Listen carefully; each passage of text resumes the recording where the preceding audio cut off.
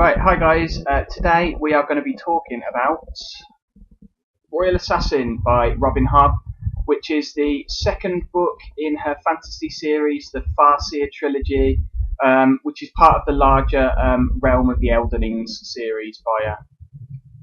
So yeah, in the first book in the series, Assassin's Apprentice, we were introduced to Fitz, who is a bastard son of the Farseer house, which is the ruling house of the Kingdom of the Six Duchies. And he tells us his life story. He tells us about various training he's had in certain skills, like being an assassin, for example, as well as the development of various relationships with other characters. And that all leads up at the end of the book to this kind of coming of age experience for him, where he is able to foil a plot against the kingdom. Royal Assassin, the second book, kind of leads on from this event, and for the first half of the book we see Fitz become more involved in the politics of the royal court, and we see a lot of changes in his personal life. And then in the second half of the book, it kind of changes a bit, and what we start to see is a complete breakdown of his character, as piece by piece, Robin Hobb just takes everything away from him that he's managed to build up over the first sort of book and a half. So is this book any good? Well, the short answer is yes, this book is absolutely brilliant. I really liked Assassin's Apprentice, and this book, Royal Assassin, is honestly, it's a step up from that. It is absolutely fantastic. I think that Robin Hobb's decision to write in the first person is completely vindicated, even though it's relatively unusual for the fantasy genre to write, in that perspective. And the combination of that and Hobb's sort of natural, flowing writing style means that you really feel like Fitz is just sitting there opposite you, telling you the story, and it really immersed me in the book and in his character. And Fitz is a fantastically well-written character. Like I said, in the first book, Fitz's experiences culminate in this sort of coming of age for him. And at the start of Royal Assassin, we really begin to see the change in his status and the change in the relationships that come from that. In some quarters he is more respected. In others he is perceived by his enemies as a greater threat. And also in the romance plot line, his transition from boyhood to manhood really enables that plot arc to progress really well. And Hobb deals with that change really well too. She doesn't just make it a sudden change in his character. It's more of a change in how he is perceived, how he is seen by other people. He's still as immature a lot of the time as you would expect a young man in his late teens, early 20s. He doesn't just grow up overnight. He still acts very rashly a lot of the time, and he's still making a ton of mistakes that come back to haunt him. And again, as I said, the second half of the book is basically just Hobb knocking him down. Like, it's a complete breakdown of his character, and it is brilliantly done.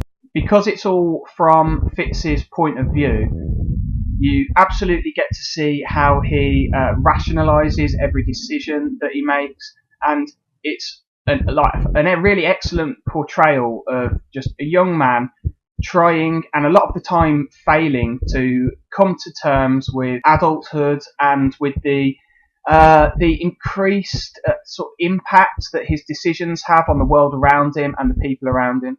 And I thought the ongoing romance that carries on from the first book was a really great example of this. In my opinion, in the first book, that romance plot arc, it was one of the weaker elements, but in this one, Hobb develops it really well, and it's so realistic and so familiar, but in the best possible way. You can see Fitz making just all the mistakes that you made with your first girlfriend, or at least, all the mistakes that I made with my first girlfriend anyway. I mean, honestly, it's like Robin Hobb was there. I did think for a moment that there was going to be that annoying thing, that annoying trope where the relationship breaks down because of just a pointless lack of communication. But as I carried on reading, it actually ended up being a really believable, plot motivated, and enforced lack of communication that by the end of that arc I was actually really fine with. So pacing wise, I think Royal Assassin is definitely a real slow burner of a novel. But what that does is it gives Hobb the time and the space to really get into developing and fleshing out the characters and their relationships, and she utilises that time brilliantly. I think for a novel that's written in the first person perspective, she manages to achieve the quite difficult job of fleshing out the non-viewpoint characters as much as almost as much as she does the first person character Fitz. You've got people like Burrich and Chade and Verity and Patience and the Fool. I mean, honestly, the list goes on and on. There's way more than that, but they all have really clear, strong, individual backstories and motivations. And I mean motivations plural, and also they all have their own individual motivations that are different from each other, which means that the conflict in the book, the conflict that makes up the driving force of the plot, is really layered, very complex. I think thematically, Hobb is very interested in ideas of kinship and loyalty and loneliness, and basically just the bonds of relationships and how important they are, like to the individual and to society as a whole. And she echoes these themes in a lot of different elements of the novel, not just the character and the plot work, also, world building elements too. I mean, take the magic systems, for example. You've got two main magic systems. One of them is the skill, which is a magic system that is mostly utilised by the royalty of the Six Duchies Kingdom. And it's kind of like a mental magic, like there's a lot of empathy and emotion involved, and it enables them to communicate over long distances and influence other people's thoughts and emotions. So you've got that kind of idea of people being linked, these bonds between people. And the other magic system, the wit, is a similar concept, but between humans and animals. And there's a very strong focus on the bonds between the humans and the animals in that magic system. So these relationship bonds are very important. And again, another example would be the two sort of main antagonists for the series. Firstly, you've got the internal enemy, Prince Regal, who's this sort of Machiavellian figure who's trying to take down the kingdom, or basically to become the king himself.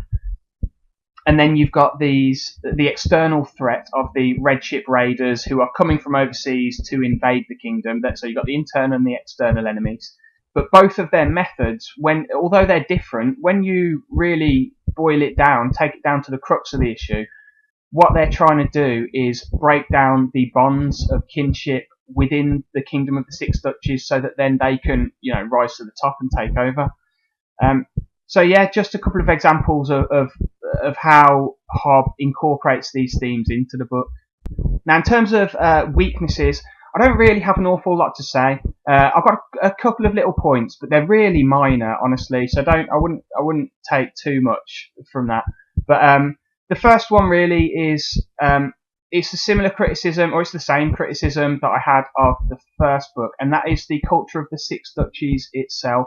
It feels kind of like, or very much like, in fact, a generic medieval European vibe with a bit of magic thrown in. I didn't think there was an awful lot of exploration of it and an awful lot of particular depth to it. And the other one was that I thought the character of Regal, who, as I say, was one of the main antagonists, was a bit one-dimensional. He's clearly just the bad guy. He's the evil one.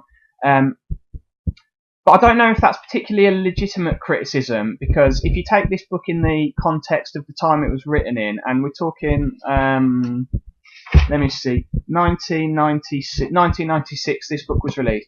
So going back sort of almost 25 years, actually, if you look at the fantasy genre in that time, you did have a much more stark difference between, you know, good and evil, black and white. There was kind of the Tolkien hangover in that sense. Whereas, you know, in more modern fantasy, you get a lot of these grey areas and a lot of these heroes who are actually villains, villains who are actually heroes. You don't get that in this book. But like I said, I don't know if that's a legitimate criticism, because that's the sort of milieu that it was being written in. So yeah, take from that what you will. But yeah, basically, I don't have an awful lot bad to say about it. So yeah, Royal Assassin by Robin Hobb. This was an absolutely outstanding second entry in the Farseer Trilogy, and yeah, utterly enthralling, totally engrossing, just generally a bloody good read overall. So highly recommend it. And yeah, I got the third book in this series, and I was going to read something different after this, but as soon as I finished it, I was like, I'm going to have to just crack straight on with the third book, because I want to know what's happening here. So that's I don't often do that, so that's a pretty high recommendation from me there. Right, that'll do, I think. Bye.